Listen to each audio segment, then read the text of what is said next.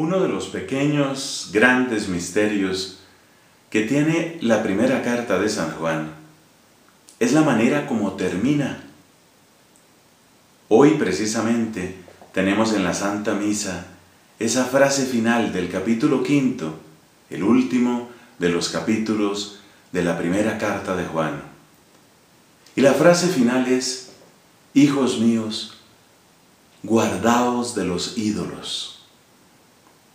Es una despedida un poco truncada para una carta que ha manifestado tanto afecto y que ha hablado tanto y tan bien del amor. Es un poco extraña esta manera de acabar, pero sin que podamos estar seguros de si hubo o no hubo otra terminación, otra conclusión para este documento. La realidad es que lo que ha llegado hasta nosotros termina con esa frase.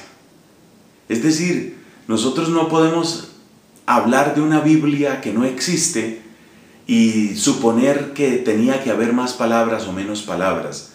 La Biblia que nos ha llegado termina la carta, la primera carta de Juan, con esos términos.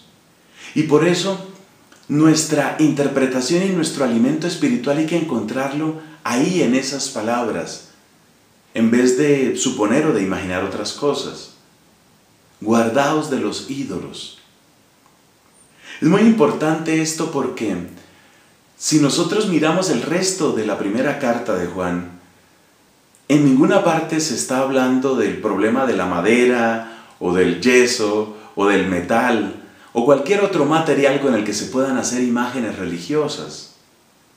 Es decir, esta carta no nos está precaviendo acerca de las imágenes religiosas, que es un tema en el que continuamente están los protestantes, que nosotros tenemos ídolos porque utilizamos esas imágenes que nos recuerdan la santidad de Cristo y la santidad de tantos cristianos y cristianas a lo largo de los siglos. El problema al que se refiere el apóstol San Juan no son esas imágenes. ¿Qué significa la palabra ídolo ahí? Indica aquello que puede suplantar a Dios, aquello que puede ser un engaño y como una especie de cortina, algo que no deja ver la verdad que se ha revelado en Jesucristo. Porque ese sí que es el tema de la primera carta de Juan, cómo en Jesucristo Dios se ha revelado. Es decir, Jesucristo es la verdadera revelación de Dios Padre.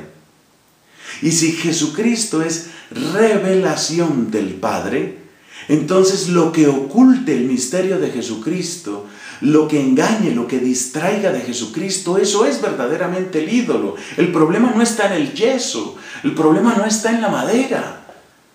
El problema está en aquello que nos está apartando de Jesucristo.